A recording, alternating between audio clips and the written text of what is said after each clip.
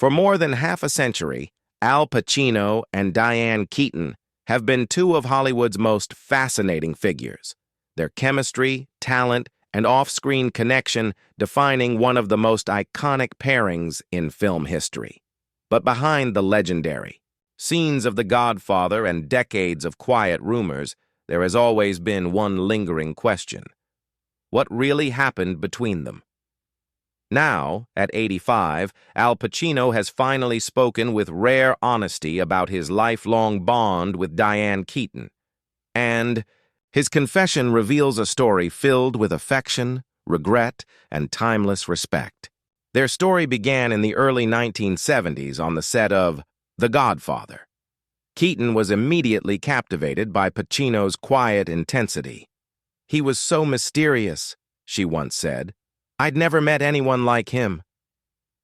They fell in love during filming, a romance that blossomed in the shadows of Hollywood's rising fame. To the outside world, they were two young actors chasing greatness. To each other, they were home. But their relationship was never simple. Pacino was consumed by his craft, often retreating into silence between projects. "I wasn't easy to love," he admitted. "Acting took everything out of me." Diane, on the other hand, longed for connection and stability. "He'd disappear into his work, and I wanted something more," she said years later. The love between them was powerful, but it couldn't survive the intensity of Pacino's world. When they parted ways, neither truly let go. Even after their breakup, they continued working together, turning their real-life emotions into unforgettable on-screen magic. In The Godfather Part 2 and Part 3, the tension between Michael and Kay mirrored their own. "Those scenes weren't acting," Pacino confessed. "We were speaking to each other through the characters." Decades passed, but the affection endured. Pacino never married, and Keaton often joked that he set the bar impossibly high.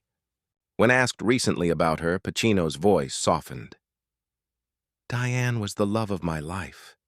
She still is in many ways. There's a piece of her in everything I've ever done." He spoke about how she challenged him, made him laugh, and saw through his walls. "She understood me better than anyone," he said, "and I think I spent too long pretending that didn't matter." For Diane, the feeling was mutual. "Al will always be part of me," she once told a reporter. "No one else has ever made me feel quite like he did." At 85, Pacino has found peace in looking back. "You realize the things that mattered weren't the awards or the roles," he said quietly. "It was the people. And she was one of the best."